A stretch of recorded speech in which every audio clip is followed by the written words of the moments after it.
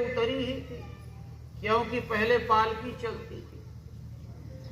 तो उसके आते ही उसकी सासू ने कहा, जा कुआं से पानी भर ले आ। रस्सी बाल्टी गगरी रख दिया सामने। बहू लगी सोचने की इतनी उजट हमार सास, अब बताओ कहाँ कुआं कहाँ तालाब। अब कह रही है कि पानी भर ले आ। अभी हम पैर भी नहीं रखे घरे के बाहर। किंतु वह समझदार बहुत थी, वो रस्सी बाल्टी गगरी लेकर चल दिया पानी के लिए। तो उसी गांव के 4 आवारा लड़के रहे, तो आपस में बोले चलो यार इससे बातें किया जाए, मजाक। तो एक लड़का पहला वाला गया काखर काखर, बोला बहू रानी पानी पिला दो। बोली तुम कौन हो बताओ। तो लड़के ने कहा जानती नहीं हो, हम इस गांव के गुंडा हैं, गुंडा। तो वह बोली गुंडा है? तो बोला हाँ। बोली इस दुनिया में 2 ही गुंडा हैं, ये तीसरा कहां से आया? तीसरे का नाम बताओ, नहीं तो रख यहाँ अपने सब कपड़े उतार के, और नहीं तो अभी हम चिल्लाती हैं। अब बेचारा डर के मारे कपड़े सब उतार दिए। बहू ने सारे कपड़ों को गठिया लिया। लड़का शर्म के मारे कुएं की जगत के पीछे छिप गया, केवल लंगोटे पर रह गया। दूसरा लड़का आया, बोला पानी पिला दो।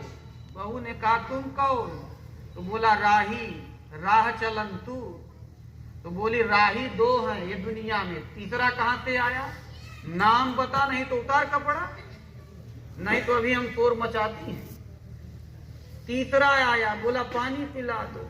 तो बोली तुम कौन? बोला मैं गरीब हूं। तो कहा दुनिया में 2 ही गरीब हैं, ये तीसरा कहां से? नाम बता, नहीं तो तू भी कपड़े उतार। उसके भी कपड़े उतरवा लिया। अंत में चौथा आया, बोला पानी पिला दो। बोली तुम कौन? बोला हम है बेवकूफ।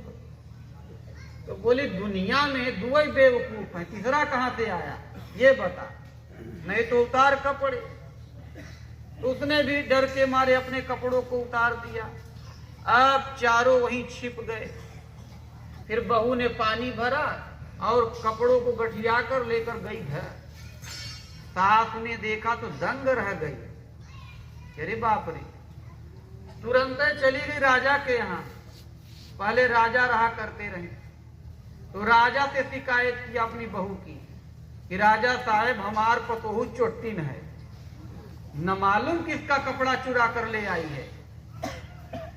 राजा ने सिपाहियों को भेजा, जाओ पता लगाओ। सिपाही गए, पकड़ ले आए रंगे हाथ कपड़ों के सही। राजा उससे बोले तुम चोर हो, ये कपड़े किसके हैं बताओ, नहीं तो तुम्हें सजा मिलेगी।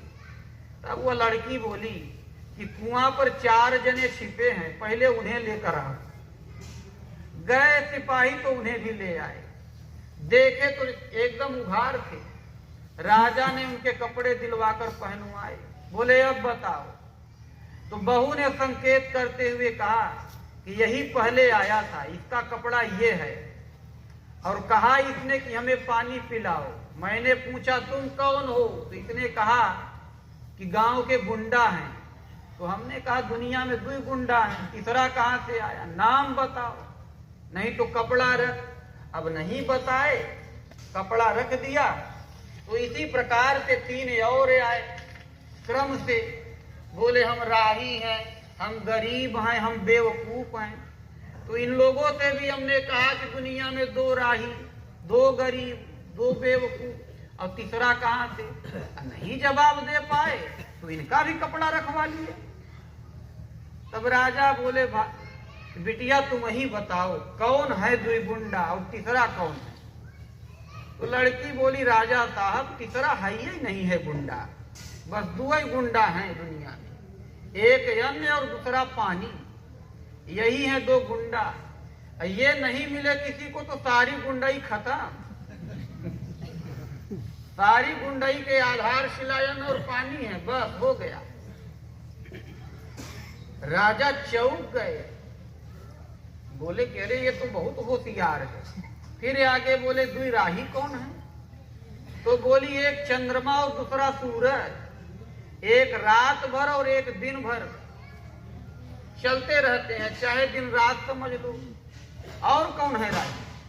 राजा बोले हाँ बात तो सही है। फिर बोले गरीब दो कौन है? तो बोली एक गाय और दूसरी कन्या।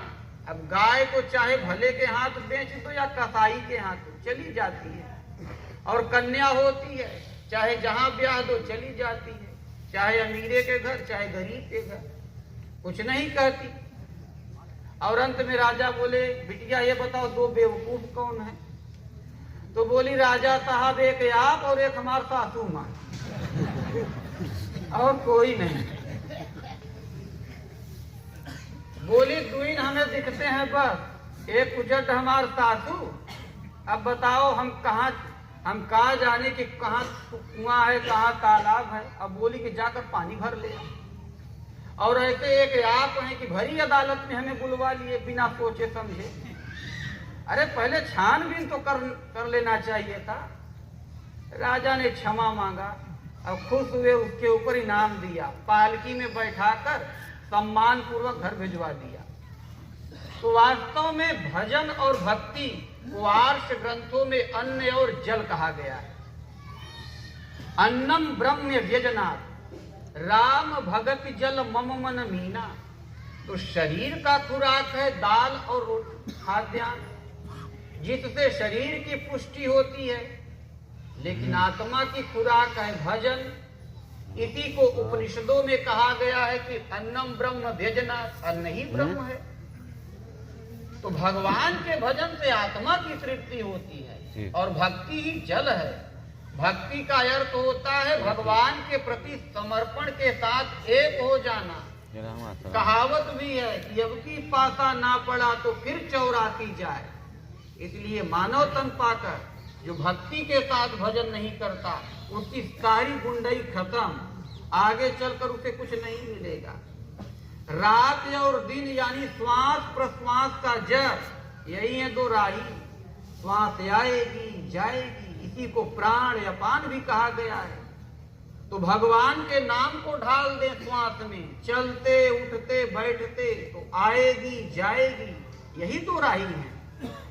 नाम जपने में लगा दो तो वह लक्ष्य को प्राप्त कर लेगा, बस यही राही है और दूसरा कोई नहीं। गरीब तो दुनिया में जिसे अपरिग्रह कहा गया, तो जन्म जन्मांतरों के जो संस्कार है इनका त्याग करना है, इन सब को समाप्त कर देना है।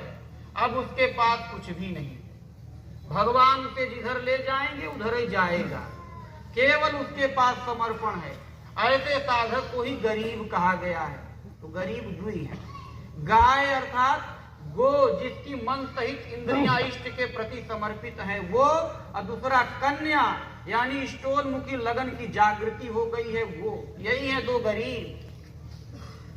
ऐसे स्तर के साधक अपने से कुछ भी नहीं करते, भगवान जैसा चाहते हैं वैसा समर्पण पूर्वक आज्ञा पालन में लगे रहते हैं। और अंत में है दो बेवकूफ कौन?